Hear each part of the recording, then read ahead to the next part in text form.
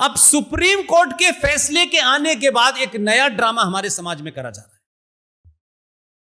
और यह कहा, देखिए मैं फिर कह रहा हूं, इस बातचीत से जो मैं कह रहा हूं उसमें सरकार को मैं अलग करता हूं। सरकार संविधान की शपथ लेके बैठी है। सरकार को जो कहना है वो सरकार का काम है। यह कहा गया कि इस फैसले के बाद हमें खुशी नहीं मनानी चाहिए, हमें सौहार्द स्थापित करना चाहिए। यह सबसे बड़ा झूठ है। अगर मेरी खुशी से जो 500 साल के बाद मिली है, लड़के मैंने ली है, तो उसकी खुशी मनाने से अगर कोई दुखी होता हो तो 100 बार हो जाए। अगर मेरी खुशी से किसी को दुख है तो वो दुखी होना चाहिए। यह लड़ाई 150 साल तक इसलिए नहीं लड़ी गई थी कि जब मैं जीतूंगा तो मैं इसलिए खुश रहूंगा, इसलिए मैं खामोश रहूंगा कि कुछ लोगों को दुख होगा। तो फिर इसका मतलब है कि मेरी जीत को किसी ने जीत नहीं लिया है, अपने दुख को मेरी जीत के ऊपर रखा है। तो अगर वो रखना चाहते हैं तो रखें। मैं कहता हूं इस समाज को खुल के बोलना चाहिए। हम खुश हैं कि 150 साल के मुकदमे के बाद हमने बाबर की बनाई हुई मस्जिद को ढहा करके वहां मंदिर बनना चाहिए। यह पाखंड क्यों हो रहा है? इस पाखंड का क्या मतलब है भाई? हमने तो नहीं कहा। आप तो रामनवमी के जुलूस से भी आपको तकलीफ होती है और आप उसके ऊपर भी पत्थर फेंकते हैं। तो मेरी आइडेंटिटी ऐसी आइडेंटिटी है कि मैं अगर कुछ भी करूंगा तो मुझे ही, इसलिए कि आप चिढ़ ना जाए, तो इसका मतलब है कि आपको सीधे तौर पे नफरत है। आप चाहे बाबरी मस्जिद का मामला हो, चाहे बाबा विश्वनाथ का मामला हो, चाहे मथुरा का मामला हो। आज सौहार्द की बात की जा रही है। जब हजारों लोग मर गए, सौहार्द की बात तो उस दिन करी जानी चाहिए थी जब लोग कह रहे थे कि भाई इसको बांट दो, यहां मस्जिद भी बन जाएगी, यहां मंदिर भी बन जाएगा, बात खत्म करो, कोर्ट में मत ले जाओ। लेकिन कोर्ट में हार गए, सुप्रीम कोर्ट में हार गए, रिव्यू पिटीशन में हार गए, अब कहते हैं खुशी मत बनाओ, हम भाई भाई हैं। ये फ्रॉड क्यों है भाई? सच बात कहो ना यार। इंसान हो, इंसान की तरह बात करो। इंसान हो तो तकलीफ भी होगी और खुशी भी होगी। तो खुशी होगी तो मैं छुपाऊंगा? तो कमलेश तिवारी के मर्डर के ऊपर मुझे दुख नहीं मनाना चाहिए और किसी को जश्न मनाना चाहिए। और राम जन्मभूमि पे फैसला आएगा, सर्वसम्मति से आएगा, कोर्ट का फैसला आएगा। कोई आरएसएस के हेडक्वार्टर में या विश्व हिंदू परिषद के हेडक्वार्टर में फैसला नहीं हुआ है। इस देश की सर्वोच्च न्यायालय ने किया है। और उन 5 जजों में एक वकील भी, जज भी ऐसा था जिसका नाम जहीर था। उसके बावजूद भी मैं खुशी ना मनाऊं, यह क्या पाखंड है भाई? तो हम आज कोई गलती करेंगे तत्कालिक तौर पे, आने वाली नस्ल आपसे पूछेगी कि आप भी तो वही कर रहे हैं।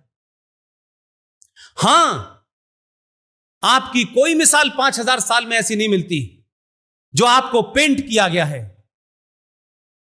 5000 साल में सनातन संस्कृति के मानने वालों की कोई एक घटना बताएं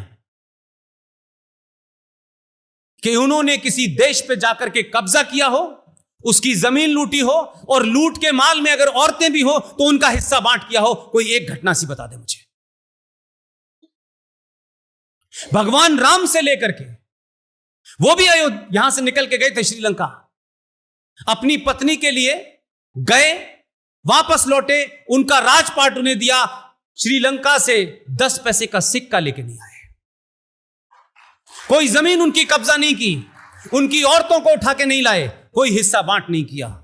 और इस आजाद भारत के अंदर 1971 की घटना में इसलिए दोहराता हूं कि देखिए, जिनका डीएनए है वो डीएनए हमेशा रहेगा, लेकिन जिनके डीएनए में लूटना है, बलात्कार करना है, तमाम सारे काम करने, वो हमेशा रहेगा, चाहे आप कितने भी साल उन्हें अपने साथ रख लीजिए।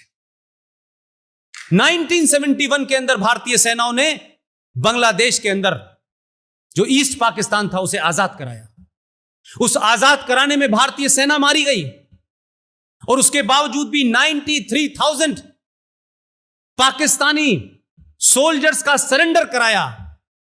और 1971 में भारत की आर्थिक स्थिति बहुत अच्छी नहीं थी, बाहर से PL4 गेहूं आता था हफ्ते हफ्ते भर के लिए। 93,000 फौजियों को भारत ने रखा, 2 महीने तक रखा, पूरी इज्जत के साथ रखा, उनके साथ कोई गलत व्यवहार नहीं किया। हम चाहते तो बार्गेनिंग कर सकते थे, लेकिन हमने 93,000 को बाइज्जत पाकिस्तान भेजा। हमने कभी भी कोई ऐसा काम नहीं किया। और वो लोग जो आज भारत में हैं, जो हमें इस्लाम और कुरान और हदीस के नाम से डरा रहे हैं और बता रहे हैं, और कहते हैं कि इस्लाम पूरी दुनिया में शांति का धर्म है, तो पूरी दुनिया में शांति हम देख रहे हैं। ऐसी शांति हमें नहीं चाहिए। ऐसी शांति मुबारक हो। आपके 57 देश है, 57 देशों के अंदर आग लगा रखी है आपने। जहां हिंदू नहीं है वहां क्रिश्चियन को मार रहे हैं, जहां क्रिश्चियन नहीं है वहां यहूदी को मार रहे हैं, और कोई नहीं मिल रहा तो आपस में मार रहे हैं। हमने 93,000 वापस किए। जिन बुनियादों पे पाकिस्तान बना, जिन बुनियादों को लेकर के यह कहा गया कि हम एक साथ नहीं रह सकते, हम अलग रह सकते हैं, और हमारी हम दो अलग सभ्यता हैं। मैं जिना की कम से कम इस बात को ईमानदारी से मानता हूं कि वो जानता था। यह बात अलग है कि वो भी कन्वर्टेड था। उसने मुल्क बनाया यह कहकर के कि हिंदू मुसलमान एक साथ नहीं रह सकते। माना, उसने कहा कि दो अलग अलग सोच हैं, यह भी माना, लेकिन वो सोच कब नजर आती है? कारगिल के युद्ध में एक फौजी जो लड़ता है, जो जनेवा कन्वेंशन है, एक फौजी लड़ता है, वो इंडिविजुअल के लिए नहीं लड़ता है। जो चाहे पाकिस्तान का हो, चाहे अमेरिका का हो, चाहे भारत का हो, वो अपने राष्ट्र से जो उसे मैंडेट मिला होता है इसलिए लड़ता है। उसकी किसी से कोई निजी दुश्मनी नहीं होती। कारगिल के युद्ध में एक फौजी भारत का सरहद के उस पार रह गया। जो लोग ये कहते थे कि हमारी दो अलग अलग सभ्यताएं हैं, जिन्ना साहब मैं आपकी तारीफ करता हूं कि सच में दो सभ्यताएं हैं। आपने वक्त रहते पहचान लिया। हम तो ये जानते थे कि वाकई में आप अलग हैं, लेकिन आपने अलग करके कुछ लोग अपने साथ रह गए। मैं कहता था जो बचे थे उन्हें भी ले जाते तो हम बच जाते। एक फौजी भारत का गलती से उधर रह गया। आपने उसके साथ अपने उस मजहब की, जिसे आप मानते हैं, उसकी बर्बरता आपने ये की कि उसके गुर्दे भी निकाले, उसकी आंखें भी निकाली, उसके शरीर का हर अंग निकाल लिया आपने, और निकाल के वापस भेज दिया। उस फौजी का नाम था सौरभ कालिया। वो लोग हमें सभ्यता, शांति, ये फ्रॉड हमको समझा रहे हैं, जिनका पूरा अस्तित्व ही लूट खसोट पे रखा हो, जिनका जन्म ही इसी पे हुआ हो, तलवार के नाम से। जिस प्रॉफिट मोहम्मद को मानते हैं, उस प्रॉफिट मोहम्मद की बेटी को नहीं मानते। उस प्रॉफिट मोहम्मद की बेटी के बच्चों को मार दिया इन्होंने। करबला के मैदान में आपने कत्ल कर दिया। उनके दामाद का कत्ल फजर की नमाज में कर दिया आपने। कोई रामलाल श्यामलाल गया था मारने? आरएसएस की ब्रांच थी सऊदी अरब में। कौन गया था? किसने मारा था? लोगों को इतिहास नहीं बताएंगे तो आपकी पीढ़ी अगली कुंठा में रहेगी। इसलिए सही इतिहास बताइए। यह जनगण गाने से बात नहीं बनेगी। जनगण तो आप गाते हैं, सिंध का नाम लेते हैं, सिंध की इतिहास नहीं बताते हैं। अगर सरकारें नहीं बता रही, प्रोफेसर नहीं बता रहे, तो आम बुजुर्ग तो जानता है। ये तो गलियों चौराहों पे, पुलियों के ऊपर, चाय खानों पे अगर आप बताते तो मुझे लगता है कि ये 2014 बहुत पहले आ जाता।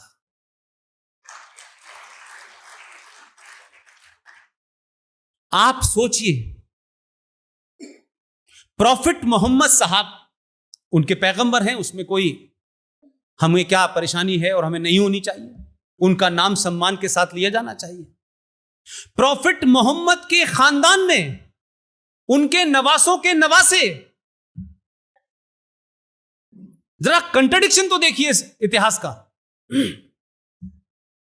कि जिन लोगों ने राजा दाहिर सेन, जो सिंध का राजा था, उसने प्रॉफिट मोहम्मद साहब के खानदान में जितने लोग बचे थे उनको अपने किले में शरण दी। उनको बचाने में पूरा खानदान लगा दिया। और जिसने उन्हें मारा उसका नाम क्या था? उसका नाम था मोहम्मद बिन कासिम। वो पाकिस्तान का हीरो है, वो इस्लाम का अलमबरदार है। तो जिन्हें गलत फहमी है कि हम किसी के खिलाफ हैं, आज से उस जमाने में 720-21 की बात है। ना सेकुलरिज्म था, ना वोट था, न वोट चाहिए थे, ना एमपी बनना था, ना एमएलए बनना था। तब भी 5000 साल के डीएनए की वजह से राजा दाहिर सेन ने पूरे परिवार को दांव पे लगा दिया, सबको मार दिया, लेकिन मोहम्मद साहब के खानदान को बचाया। एहसानमंद होना चाहिए हिंदुस्तान के मुसलमानों को कि हमारा माजी, हमारा पास्ट इतना पावरफुल है। हमने किसी को लूटा नहीं है। आज उनके वंशज, आज उनके मानने वाले कहते हैं ये काफिर हैं, इनका कत्ल वाजिब है। अपने गलेवान में झांको, अपने पास्ट को ध्यान में रखो। एहसानमंद होना चाहिए कि उस जमाने जिन लोगों ने करबला के मैदान में जो लोग मारे जा रहे थे, तो उनके तमाम जितने नवासे थे वो चिल्ला रहे थे कि कोई हमारी मदद करो, कोई हमारी मदद करो। यह नहीं बताया गया भारत के इतिहास में। और हुसैनी ब्राह्मण आज भी भारत में बसते हैं। यहीं से लोग गए थे करबला के मैदान में बचाने के लिए उनको। उन्हीं शियाओं के खानदान में राजस्थान के एक बड़े योद्धा की बहन से उसकी शादी हुई है। आज भी भारत के अंदर हुसैनी ब्राह्मण कहलाए जाते हैं। वो ब्राह्मण हैं, रहबदर ब्राह्मण हैं। किस इतिहास की बात कर रहे हो यार?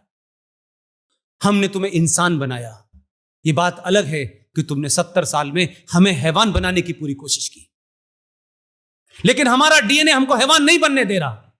मैं बार बार उनसे भी कहता हूं, यह चेतावनी नहीं है, यह मेरा सजेशन है। मैं इसलिए कहते कहते थकना चाहता हूं कि चेतावनी और डराना डरपोक लोगों का काम होता है। अगर यह समाज जो 1000 साल तक गुलाम रहा, जिस समाज ने आपके अत्याचारों को बर्दाश्त किया, जिस समाज ने उन अत्याचारों की कहानियां सड़कों पे लिखी हुई हैं, घरों के पीछे लिखी हुई हैं, इतिहास में लिखी हुई हैं, किलों पे लिखी हुई हैं, उसके बावजूद भी जब यह समाज मेजॉरिटी में है तो इसने कोई ऐसा कृत्य नहीं किया है कि भीड़ तंत्र इकट्ठा करके इस देश में जो 15 मिनट मांगते हैं उनकी मुराद पूरी कर देता। नहीं किया। मैं कहता हूं भारत के मेजॉरिटी समाज को, जो सनातनी है, वो सनातनी रहे। उसके पेशेंस, उसके तहम्मुल और उसके जो कहते हैं कि बर्दाश्त करने की क्षमता का इम्तिहान मत लो। अगर कहीं गलती से इस मेजॉरिटी समाज में 5% लोग दीवाने हो गए जो तुम चाहते हो, तो कोई 15 मिनट कहने वाला बचेगा नहीं। यह तुम्हारी जिम्मेदारी है कि यह मेजॉरिटी बर्बर ना हो जाए।